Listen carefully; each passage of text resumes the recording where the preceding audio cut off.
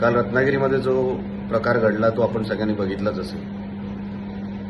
मला जे काय माहिती मिळाली त्याच्यामध्ये सामान्य लोक, जनता ही काही पक्षाच्या लोकांसोबत एकत्र येऊन चर्चासत्र त्यांनी ते आयोजन तिथे केलं होतं आणि त्यांना चर्चा करायची होती. आणि मला जी माहिती मिळाली ती कुठल्या व्यक्तीवर चर्चा नव्हती, त्यांना कुठल्या व्यक्तीवर टीका करायची नव्हती, तर व्यवस्थेवर किंवा जे रत्नागिरीला हवं आहे, का मिळत नाहीये, कुठे काय चुकतंय, अशा विषयांवर त्यांना ती चर्चा करायची होती. तर त्याच्यामध्ये चूक काय?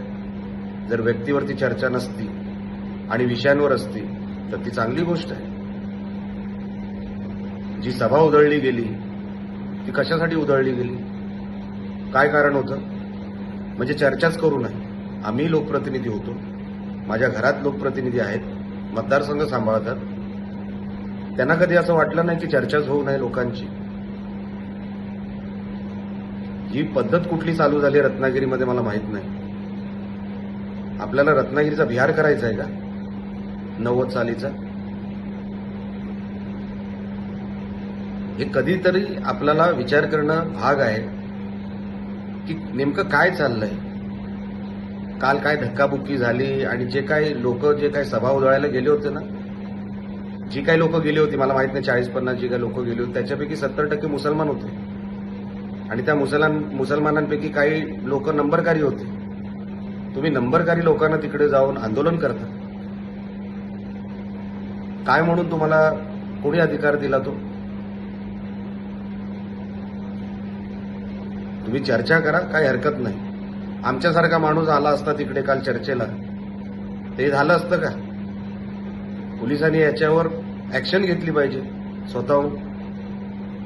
ते बिंदास आले, धक्काबुक्की केली, लोकांना धमक्या दिल्या,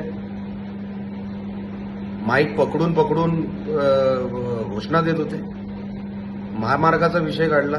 माझा चॅलेंज आहे महामार्गासाठी.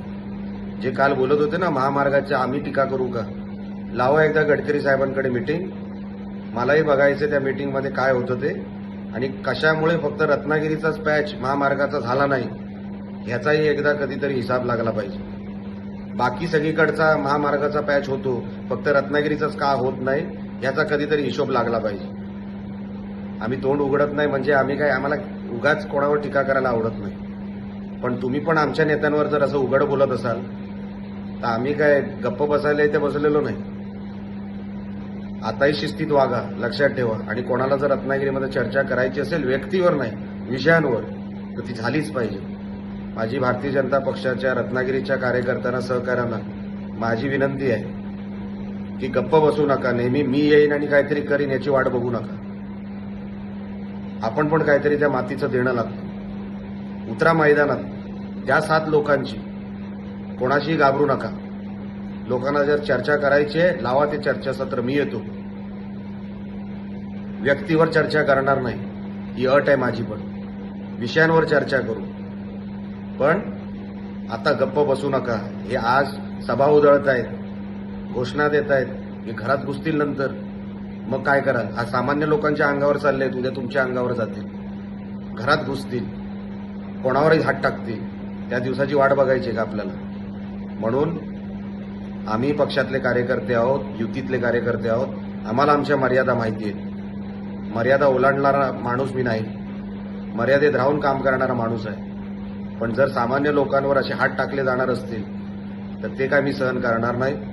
आणि माझी भारतीय जनता पक्षाच्या माझ्या सहकाऱ्यांना सगळ्यांना विनंती आहे की घ्या लोकांची बाजू, मैदानात उतरा. आणि जर लोकांना चर्चा हवी असेल लावा ते चर्चासत्र, मी येतो. बघूया मग काय होतं ते.